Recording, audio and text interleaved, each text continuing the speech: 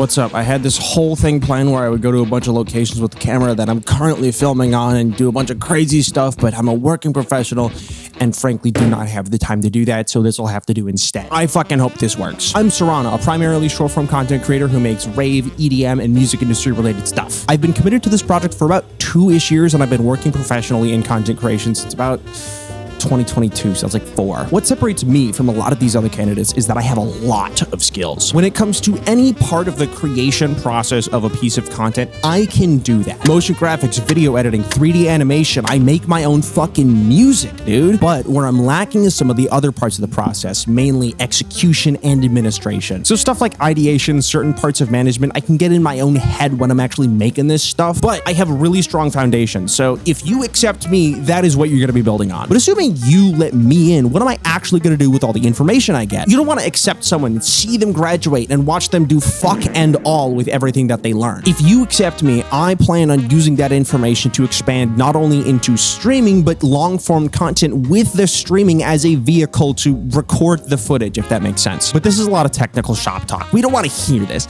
I want you to know I'm the life of the party. Roll the clip. Yeah, that was an interesting weekend. Point is, I'm not just gonna be some forgettable Joe Schmo. I'm gonna do some probably pretty crazy shit without breaking any of the rules or doing anything illegal. But trust me, if anyone's learned you can do crazy shit within the realm of law, it's me. But if you'll excuse me, I have an application to submit. See you on campus.